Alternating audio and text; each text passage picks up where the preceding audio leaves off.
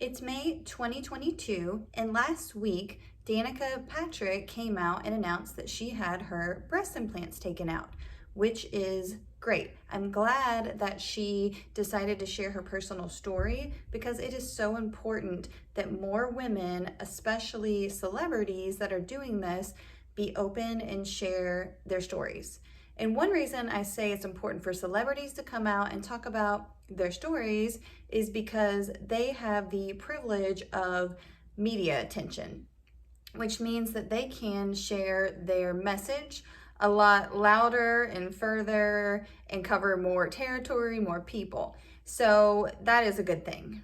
Also, with her sharing her story, she has a unique spin on it because of her reputation and her being this goddess on the race car track. She's kind of like this woman overtaking like a male's world. And so she's around a lot of males and she gets a lot of male attention and a lot of male eyes on her. And the reason I'm saying this is because, that was one reason she said that she wanted to get breast implants is because she wanted to have it all. She, was fit, was successful. She just didn't have boobs. And so, and her being a woman, she wanted to be feeling like, a feminine woman. Well, with her now being like in front of all these men that have eyes on her from her history, she has men now learning about what breast implants can do to a lot of women, what breast implant illness is, and that might actually make more men when they get into a long-term relationship or they get married, if they have a wife that wants to get breast implants or butt implants, any kind of implant, he might be like shying away from it a little bit and not pressure her into getting them, and maybe even, suggest that maybe she doesn't, because he'd rather her be healthy and happy than go through what so many women are going through.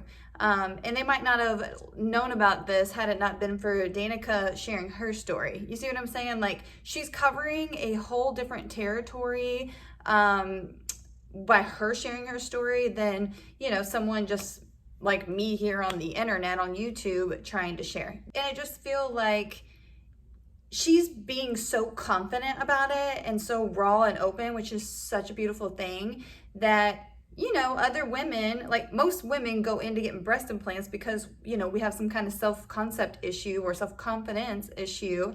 So when you go to take those out, you're envisioning just how terrible you're going to look and how you're not going to feel like a woman and all the stuff, right?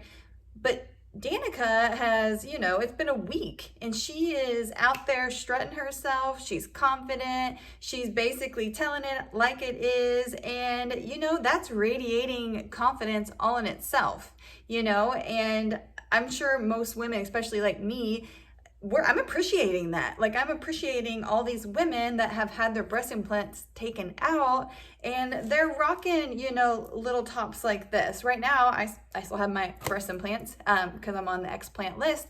But, I didn't know in the future if I'd be able to wear a top like, it's just like one of those like tube top things, but these girls, they're rocking it, and it's a beautiful thing, and so I love the community of women that are just coming together and embodying like, natural women appearance, if that makes sense. And another great thing about Danica coming out and talking, not only because she can motivate other celebrities to do the same, but because of that media attention that she does have, maybe her and anybody else in power positions can really start pressuring these health insurance companies to help us women out. We didn't really know what we were signing and what we were getting into, and a lot of us got ourselves into a financial mess getting breast implants alone. And then if you have trouble with them and you need to get them out, sometimes a lot of women are just stuck. They're stuck with them.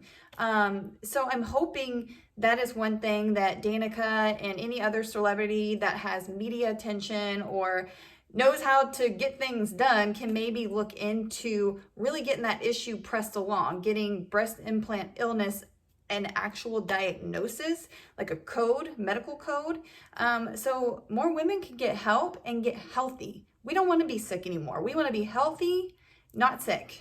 Okay, so I wanted to bring up one of the main things that was important in Danica's 40-minute video, because I know not everybody has 40 minutes to watch a whole video, but I will link that video in the description box. But basically, long story short, on what one of the key points was, is that if you get breast implants and you were healthy before, and then you go down this path for, it could be months or years, to where it's like, you know, something's wrong, and then something else is wrong, and then something else is wrong, and then you're going to a doctor for this, and you're going to a doctor for that, and you just don't know like where all this is coming from, and you're going to the different doctors, different medicines, and nothing is working, and you're also trying all kinds of things like detoxes and just anything possible to reset your body and cleanse it and have a fresh start, and nothing is working. I've actually made a video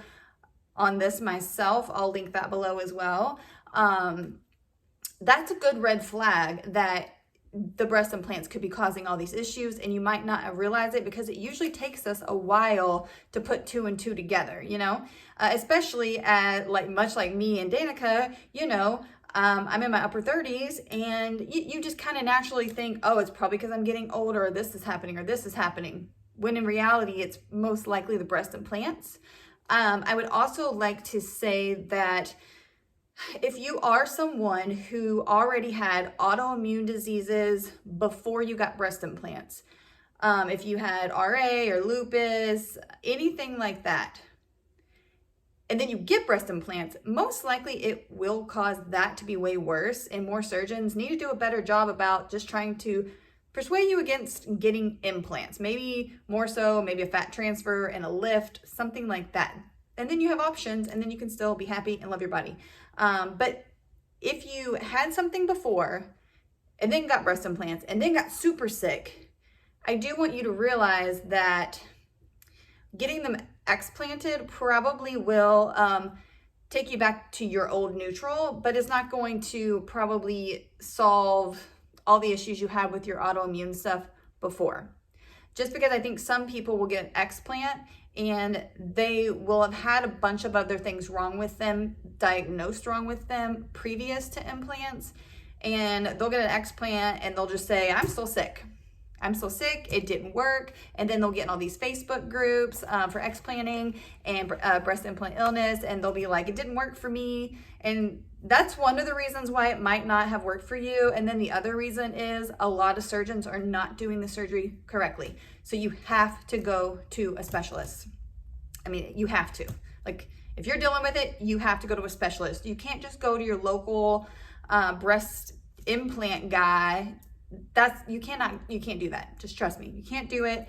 There's a list online. I'll try to find that and link that in the description box as well, of all of the surgeons in the United States that are on the list to do the explants. And then I wanted to share one thing that I'm currently going through. So if you are someone that thinks you might have breast implant illness, stick around for this part. It's going to be brief, but I wanted to bring it to your awareness because, again, sometimes it creates light bulb moments. But like right now, you can probably tell in this video, I probably look more tired. My tone is probably a little different just with my voice. I think I'm just sound more slurry today too. But the reason is because I'm having like a flare up, I like to call it. And I'm gonna tell you why, so that maybe you can put 2 and 2 together in your own life. So yesterday I had a bright idea to scrub the tile grout in my whole entire living room. And I worked on it for quite a few hours. So I was on hard tile, scrubbing, you know. And so I did this for a long time. And in my mind, I was trying to tell myself I was gonna be fine. You know, I'm healthy, I've been working out. That's not gonna bother me. By last night, I was having a massive flare up. So basically what started happening is that I pretty much will start feeling like I'm getting the flu. I'll feel really, really tired. Like today, I feel like I have taken a sleeping medication and I'm trying to stay awake on it, but I've not taken anything. My body just hurts. It just feels very heavy and tired and achy, like you have the flu. I don't really want to stand on my feet. My feet are hurting really bad. And this was the type of thing that would happen to me when I would work in the salon, standing behind the chair. And I got to where I was having to make my days a lot shorter. And then I was getting to where I was having to space out my days, because if I did too many days in a row at the salon and worked too many hours, my body would throb with pain. Like it would just throb, like from the head, like from the toes, almost up to the top of my head. And so if you personally feel like that kind of happens to you, like if you have a job where you're standing somewhere doing something for, you know, over 5 hours at a time, and you're like having these really bad body flare-ups and you have breast implants, it really could be the breast implants. And you might really think at that point, maybe I do have breast implant illness, if that makes sense. If you have any questions on that, please just leave a comment so I can help you. I can explain that a little bit better if I can. Yeah, and just let me know what you thought of this video. And if you have any other links that would be good, you can drop those in the comment section as well. And yeah, until next time.